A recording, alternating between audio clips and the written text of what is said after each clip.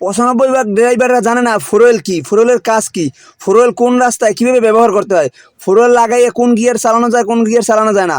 তারা পরীক্ষায় আইসে এই বিষয়ে অজ্ঞ হয়েছে। সব কিছু ভালো একটা ড্রাইভার ভালো গাড়ি চালাইতে পারে, রোডের আইডিয়া ঠিক আছে, সব জানে, কিন্তু এইটার কারণে এক জায়গায় সে অপমানিত হয়, ছোট হয়, কথা বুঝতে পারে না, অজ্ঞ ড্রাইভার হিসেবে পরিচিত হয়। এটা বিদেশে কিন্তু ফোর হুইল ছাড়া চালাইতে পারবে না। বাংলাদেশে অনেক জায়গা আছে রাস্তা খারাপ বা পাহাড়ে উঠতে, এইসব বিষয়ে আপনার জানা দরকার। এই জ্ঞান ফোর হুইল নিয়ে আমি আপনাদের বিস্তারিত আলাপ আলোচনা করবো। আসেন দেখি ভিডিওটা। সাধারণত আমরা যখন গাড়ি চালাই তখন এই 2S লাগানোই থাকে গিয়ার, ঠিক আছে। অনেক ড্রাইভার আছে জীবন পার হয়ে গেছে কিন্তু অন্য গিয়ার কীভাবে লাগায় ওটা বুঝিই না, ঠিক আছে। 2S বলতে বোঝানো হয়েছে যে 2S মানে দুইটা চাকাই চলতে আছে এবং স্বাভাবিক গিয়ার, এটা মানে ফোর হুইলের নিউট্রাল বলা হয়। ফোর হুইল, ফোর হুইল বলতে চারটা চাক্কা, চার চাক্কা ঘুরবে এবং সেটা গাড়ির গিয়ারের রানিংয়ের সাথে।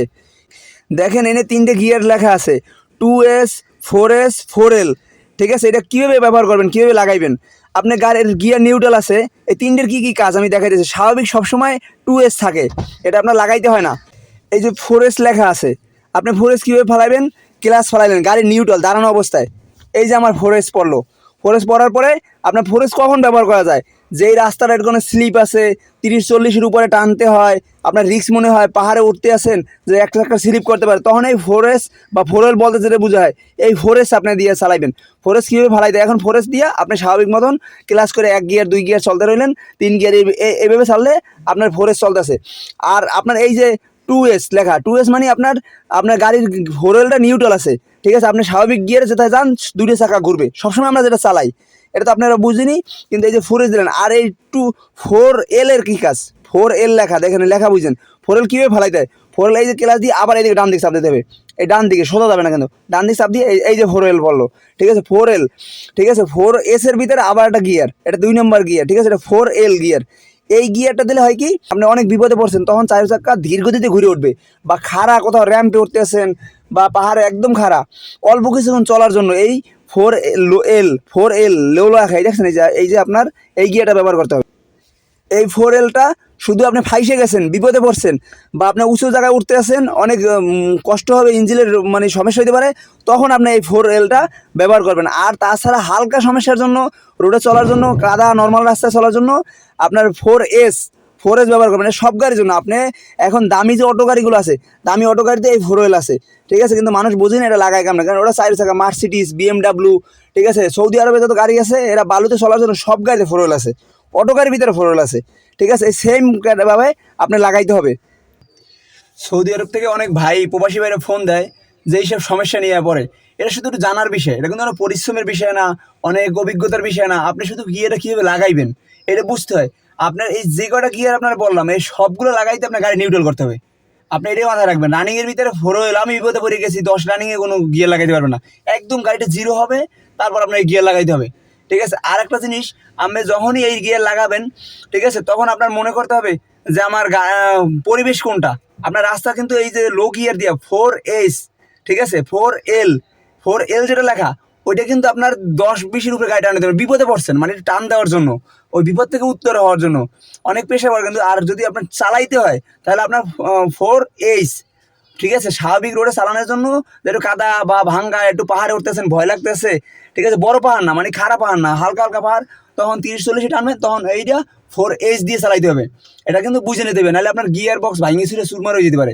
আর একটা গাড়ি আছে, ধরেন আপনার আগের গাড়িগুলো মিশু এরশাদ মডেলের যে জিপগুলো, ওই 4L-এর ভিতরে 3টে গিয়ারই থাকবো, কিন্তু একটা গিয়ার আছে কি, আপনি যখন গিয়ার নিউট্রাল না হইলে দেখবেন আপনি গিয়ার লাগাইতেছেন, গাড়ি ভাগতেছে না, গাড়ির গিয়ার লাগাইতেছেন, গাড়ি চুপই দাঁড়াই গেছে, ওই 4L লাগছে, মানে ওটা গিয়ার ওপরে নাই, নিউট্রাল হয় না, ওই 4L-এর ভিতরে। এই 2S যখন আনবেন সর্বোচ্চ নিচে ওই যেভাবে এইভাবে ম্যাপ দেওয়া আছে, দেখছেন আপনার মার্ক করা আছে, এই জিনিসগুলো আপনার ফলো করতে হবে। আপনার এই জিনিসটা ফলো না করলে, এই যে আমার এখন 4S আছে, 4S চলবে গাড়িটা, কিন্তু এখন আমি 4L-এ কেমন নেবো, ঠিক আছে। 4L-এ এরকম সোজা এই যে আপনার লোগো দেওয়া থাকছে, দেখছেন আপনার এভাবে পুশ করে এই জায়গায় দিলে আপনার এই যে 4L-এ যাইবো, ঠিক আছে। এটা কত দূর চলে গেল। আবার আপনি যদি এই যে এখন আপনার আছে 4S, এখন আপনি গাড়ি চালাইতে চাইতেছেন, গাড়ি কিন্তু ভার চলবো, যদি আপনার এই 2S আনতে হয় একদম লাস্টে আনতে হবে। এই 3টে গিয়ারের ভিতরে একটা সমস্যা আছে অন্য গাড়ির, এই গাড়িটা নাই। আপনার দেখা যাইব যদি এই মধ্যম জায়গায় এই জায়গায় ছিল, এখন গাড়িটা ভাগবো না, এখন আপনি এই গিয়ার লাগাবেন, গাড়ি চলবো না, আইবো না, তখন আপনি আর একটা বিপদে পড়বেন। এটা বুঝে নিতে হবে যে আপনার এই যে একদম লাস্টে আসা মানে আপনি ঠিক আছে, একদম সম্পূর্ণ লাস্টে এই জায়গায় স্বাভাবিকভাবে এখন আপনার 2S মানে আপনার স্বাভাবিক গাড়িটা 2 চাকা ঘুরবে, আপনি 100 গাড়ি টান উঠান, 120 টান, কোনো সমস্যা নাই। এই জিনিসগুলো আপনার বুঝতে হবে, এটা বোঝার বিষয়। ভিডিওটা লাগলে 1000 বার দেখিয়ে নেবেন, ঠিক আছে। ফোরল লাগার আগে আমাদের দেশে অনেক ড্রাইভার আছে ফোরল ধরতেইছে না। আয় হায় যদি ধরি কি বিপদে পড়ে যাবো। একবার ওই যে বন্ধ হয়েছিল, গাড়ি সামনে যায় না পিছে যায় না, কি একটা জানা, এটা সাধারণ 3টে গিয়ারের জানা বিষয়। কিন্তু যদি আপনি মেডেলে রেখে দেন, এই যে এই জায়গায় রেখে দিলেন, আপনার গাড়িটা এখন আর এই গিয়ারগুলো কোনো কাজই করবে না, এগুলো নাই হয়ে যাবে। আপনার গাড়ির ক্লাস ছাড়বেন, গাড়ি ভাগবো না, চলবো না। এই বিপদে অনেকে পড়ছে, ঠিক আছে। আপনার পায়ে লাইয়া আপনার গিয়ার ডেবে হয়ে রয়েছে। ফোর হুইল সম্পর্কে ধারণা না নিয়া আপনি পুরোপুরি গাড়িটা ভালো করে না চালানো শিখা, ঠিক আছে, আপনারা মিডল ইস্টে যাবেন না। কারণ মিডল ইস্ট কান্ট্রিতে বালুর নিয়ে খেলা করে, আরবরা শেখরা, এরা ওই বালুর ভিতরে গাড়ি চালাতে আনন্দ করে। দেখা যায় গাড়ির ভিতরে তারা মরুভূমির ভিতরে রেস খেলে, গাড়ি নিয়ে অনেক আনন্দ করে, বিভিন্নভাবে চলে। এই ভিতরে চলার ভিতরে গাড়ি বালুতে ভাসে যায়, কোনো জায়গায় আলগা বালু থাকে, অনেকে বোঝে না বালু থেকে ওঠার উপায় কী। এই ফোর হুইল ছাড়া বালুতে চলার কোনো রাস্তাই নেই, ফোর হুইল ছাড়া বালুতে গাড়ি চলবই না। আর একটা জিনিস আছে, বালুতে ভাসে গেলে কীভাবে আপনি উঠবেন। অনেক প্রাইভেট আছে, এলিয়ান, এক্স করোলা, এগুলো 2 চাকা, এগুলো ফোর হুইল নাই, তাহলে আপনি উঠবেন কেমন করে। ওই দেশে এই গাড়িও আছে, ওই দেশেরও আপনার একটা চাকা কাদায় পড়ছে, আর 8 চাকা অটোমেটিক ওই চাকায় ঘোরে, গাড়ি ওঠে না। আপনি মাথায় একটা জিনিস রাখবেন, বালুর ভিতরে যদি আপনার কয়টা পদ্ধতি ওঠা যায়। বালুর ভিতরে যদি আপনি গাইতে যান, আপনার ওই জায়গায় 1 লিটার 2 লিটার পানি ফেলাইলেন, বালুটা জমাট বাজিয়ে গেছে, আপনার গাড়িটা স্বাভাবিকভাবে টান দিলেন, উঠে গেল। 2, যদি দীর্ঘ পথ বালুতে যাইতে হয়, ঠিক আছে, তাহলে আপনার গাড়িটা কেমনে যাইবেন, গাড়ির হাওয়া কমাইয়া আপনারা যাইতে পারেন বালুর উপর দিয়া, ঠিক আছে। বা আমাদের দেশেও যদি কাদায় কোথাও গাছেন, বালুর ভিতরে গাড়ির জায়গায় ঘুরতে আছে, আপনি ওই জায়গায় 5 লিটার বা 10 লিটার পানি ফেলাইলেন, তাহলে এখন বালুটা একটু জমাট বাজিয়ে গেছে, আপনার টান দিলেন, আপনি সে আপনার উঠেই দিল যে কোনো জায়গায়। এরকম কুটিনাটি বিষয় আছে। আমাদের ট্রেনিং, আমাদের ড্রাইভিং শিখে তাদেরকে আমি সম্পূর্ণভাবে পরিপূর্ণভাবে এই দেশে হোক বিদেশে হোক গাড়ি চালানোর যা যা দরকার আমরা শিখি। কারণ শেখা দরকার আপনার। এই যে 10,000 টাকা দিয়ে ড্রাইভিং শেখে, 8,000 টাকা দিয়ে, 6,000 টাকা দিয়ে ড্রাইভিং শেখার পরে আর আপনার 2-1,000 টাকা বেশি বা 2 দিন সময় বেশি দেওয়া না দেওয়ার কারণে আপনি বিদেশে যেয়ে অনেক কষ্ট হয়।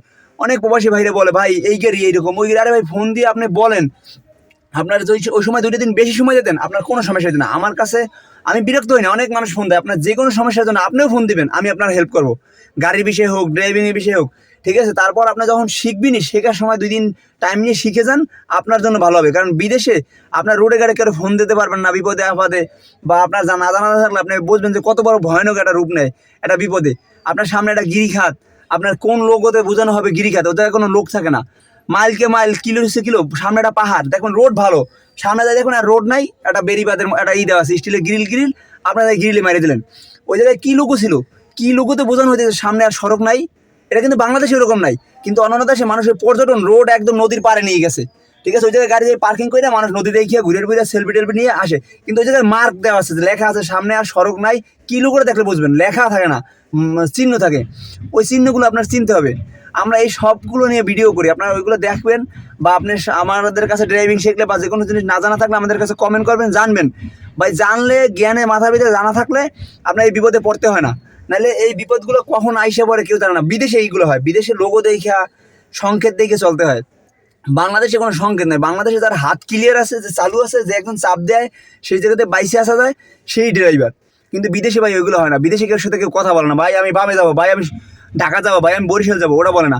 বিদেশে কুয়েত লেখা থাকে, বিদেশে বামে চিহ্ন লেখা থাকে, ডানে চিহ্ন লেখা থাকে। আপনাদের যদি কোনো বিষয়ে জানার থাকা লাগে আমাদের কাছে কমেন্ট করবেন, আমাদের নাম্বার দেওয়া থাকবে, জানার জন্য ফোন দেবেন। আর যে কোনো সময় এনি টাইম আমরা আপনাদের হেল্প করার চেষ্টা করবো, গাড়ির কাজ হোক, ড্রাইভিং শিক্ষা হোক, যে কোনো বিষয় হোক, ঠিক আছে। আসসালামু আলাইকুম, সবাই দোয়া করবেন।